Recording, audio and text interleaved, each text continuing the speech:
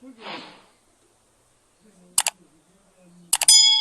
number 2, 9th class, exercise 6.1, line and angles. ये question दिया है और उसकी फिगर दी है, तो मैं आपको समझा देता हूँ।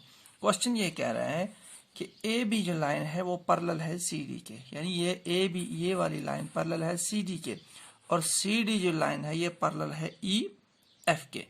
उसके बाद दिया है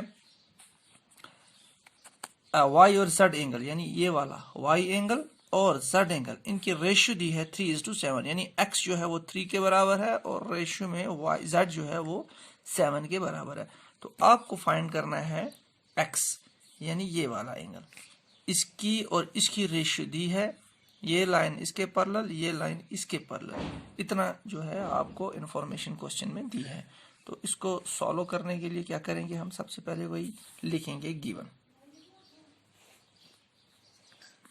गिवन क्या है हमारे पास, A B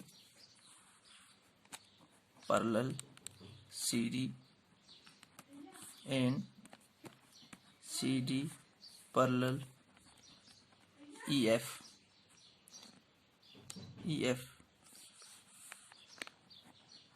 also y ratio z is equal to 3:7। ये जो है हमारे पास, ये चीजें जो है ये गिवन है हमारे पास। तो ये जो हमारे पास गिवन है, और निकालना क्या है हमें, वैल्यू ऑफ एक्स की हमें ये जो है निकालनी है। ये हमारे पास सिचुएशन है। अब इसको सॉल्यूशन करने के लिए क्या करेंगे, सबसे पहले लिखेंगे लेट, मैं थोड़ा फास्ट फॉरवर्ड कर देता हूँ, वीडियो लंबी हो जाती है।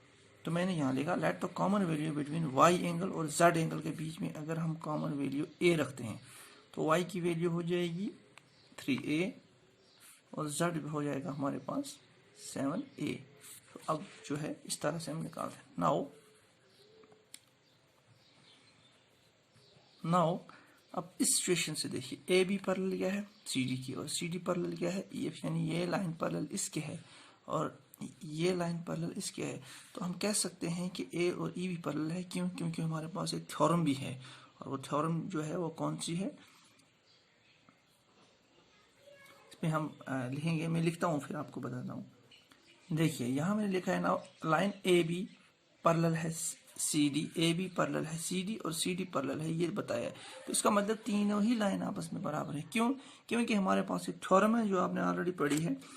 थ्योरम ये कहती है कि लाइन्स यानी दो lines parallel to a single line, अगर किसी एक सिंगल लाइन को वो पैरेलल सिंगल लाइन में पैरेलल है और also parallel to each other, तो इसका मतलब है जो दो लाइनें किसी एक लाइन को पैरेलल करती हैं वो दो आपस में भी पैरेलल हैं। फॉर एग्जांपल देखिए, लाइन ए बी पैरेलल किसको है सी डी के, और ई एफ पैरेलल किसके है ई एफ के। तो इसका मतलब है ए बी भी पैरेलल किसके है ई एफ के, ये दो तो हैं ही, और ई एफ भी पैरेलल है किसके ए बी के। ठीक है।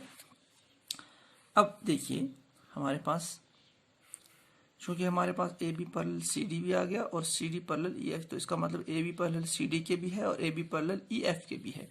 तो पहले हम ये वाली सिचुएशन लेते हैं,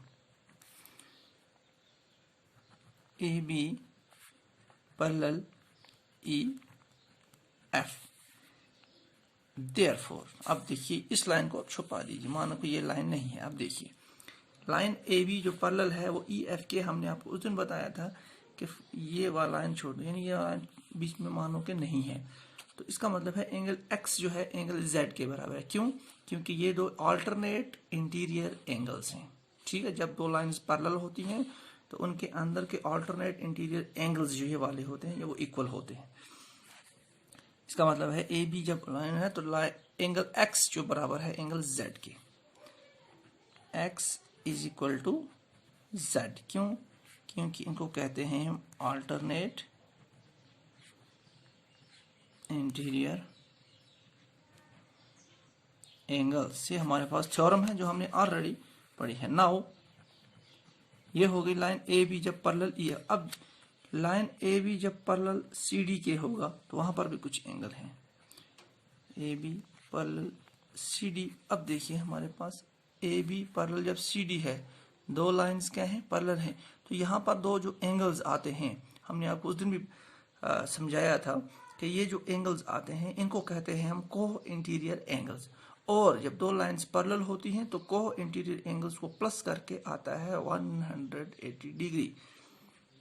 तो यहाँ हम लिखेंगे ये therefore x plus Y is equal to 180 degree. इसको लिखेंगे क्यों, को इंटीरियर एंगल्स, ठीक है। अब यहां से आपको समझना है, देखिए यहां पर हमारे पास क्या है y, यहां पर क्या है x। देखिए x की वैल्यू कहीं ऊपर भी दी गई है, क्या दी गई है, z। इसलिए लेना है हमको x के बदले z और y, क्योंकि हमें जो दिया गया है वो z और y की ही वैल्यू दी गई है, यानी 3a और 5a।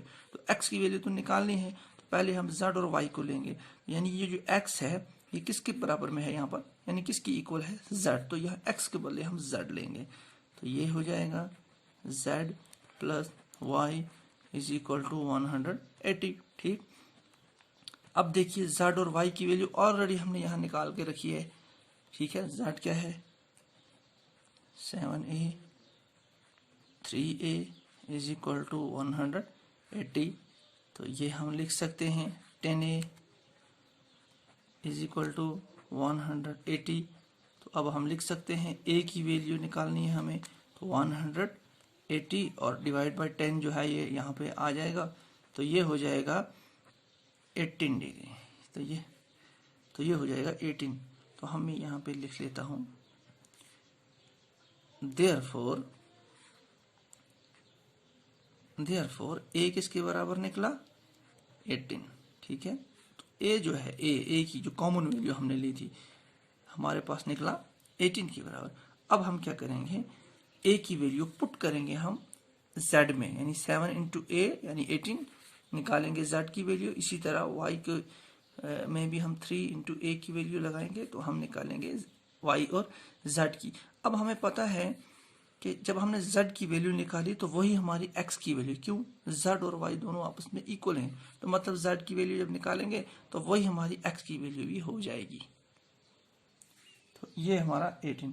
तो अब चूंकि थोड़ी सी हमारे पास जगह यहाँ पे, मैं यहाँ ले लेता हूँ। हमारे पास a क्या निकला 18, हमारे पास z क्या है, देख लीजिए z की वैल्यू है 7a।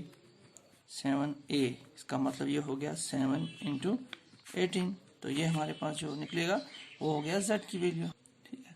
तो z जब हम निकाला ये हो गया 126 डिग्री। तो z की वैल्यू कितनी निकली, 126 डिग्री। ऑल्सो x की वैल्यू भी 126, क्योंकि ये दोनों आपस में क्या है, इक्वल है। और y की वैल्यू क्या है हमारे पास 3 इंटू 18। 3 इंटू a था, a के बदले 18 लगा दिए, तो ये बन जाएगा 3 8 24, 2 कैरीज 3 1 3 5, 54 डिग्री। तो ये हमारे पास जो है सब एंगल्स जो हैं इस तरह x की वैल्यू, y की वैल्यू और z, यानी तीनों एंगल जो हमारे पास दिए गए हैं, इस तरह हमारे पास ये क्या है, क्वेश्चन सॉल्व हो जाएगा। तो नेक्स्ट टाइम नेक्स्ट क्वेश्चन।